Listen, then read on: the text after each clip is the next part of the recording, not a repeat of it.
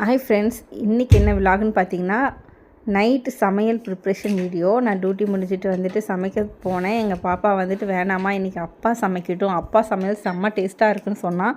அப்படி என்ன அவங்க பண்ண போகிறான்னு பார்த்தீங்கன்னா, எக் ஃப்ரைட் ரைஸ் தான் பண்ண போகிறாரு. ஏன்னா ஒரு தடவை பாப்பாவுக்கு அவர் சமைச்சு கொடுத்தாராம், அது செம்ம டேஸ்ட்டாக இருந்துச்சான். இன்றைக்கி அதே மாதிரி செய்கிறேன்னு சொல்லியிருந்தாரு. வெங்காயம் தக்காளி எல்லாம் வெட்டினது என்னவோ நானாக இருந்தாலும் அது சமையல் செஞ்ச லிஸ்ட்டில் வராதுன்னு அவர் சொல்லிட்டாரு. ஸோ ரைஸ் ரெடி ஆகிடுச்சு. இப்போ ரைஸ் எடுத்து போட்டு கேட்டேன்னா எக் ஃப்ரைட் ரைஸ் ரெடின்னு சொன்னார். சமையல் செய்யும்போது வெளிச்சம் பத்தலையாங்க, அதுக்குன்னு தனியாக லைட் செட்டப்பெல்லாம் போட்டு இன்றைக்கி சமையல் செஞ்சிட்ருந்தாங்க. எங்கள் பெரிய பாப்பா அவருக்கு பயங்கரமாக ஹெல்ப் பண்ணிகிட்டு இருந்தாங்க. மசாலா செமையாக தான் செஞ்சுருக்காங்க.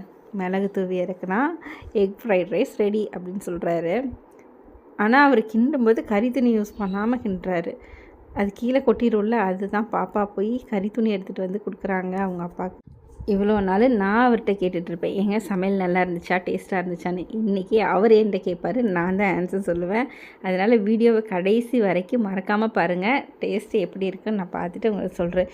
சரி, நாங்களாம் இங்கே வீடியோ எடுத்துகிட்ருக்கோம், இங்கே 3 பேர் இருக்கோம், இன்னும் ஒரு ஆள் குறையுதே, என்ன பண்ணுறாங்கன்னு போய் வெளியில் பார்த்தா அழுதுட்டு படுத்துருக்காங்க.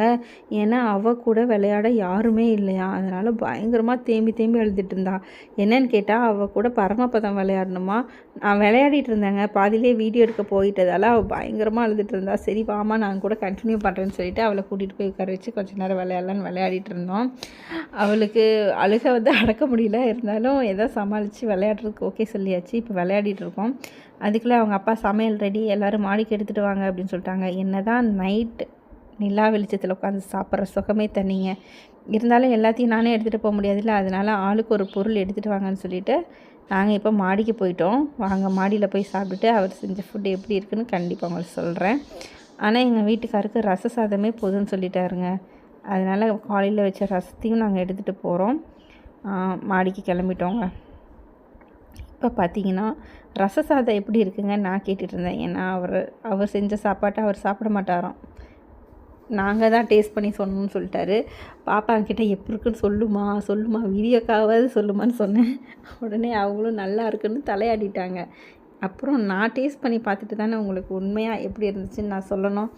அதனால் இப்போ நான் டேஸ்ட் பண்ணுறேன், கொஞ்சம் என்னையும் வீடியோ எடுங்க, நான் எப்படி இருக்குன்னு சொல்கிறேன்னு சொல்லியிருந்தேன். உடனே அவரும் ஓகே சொல்லிட்டாரு. இப்போ நான் டேஸ்ட் பண்ணி பார்த்துட்டு எப்போ இருக்குன்னு சொல்கிறேங்க. பொறுமையாக சாப்பிட்டா தான் டேஸ்ட்டு தெரியுமா, அதான் சொல்கிறாரு. நான் இப்போ வேகமாக சாப்பிட்டுட்டேன்னா ஒத்துக்க முடியாதான், மறுபடியும் பொறுமையாக ஒரு எடுத்து சொல்லு அப்படின்னு சொல்கிறாரு. என்ன பண்ணுறது, நல்லா இருக்கா இல்லையாலும் நான் சொல்ல முடியாதுல்ல, நல்லா இருக்குன்னு தானே சொல்லி ஆகணும். ஏன்னா இது என்னோடய ஹஸ்பண்ட் சமைச்சது.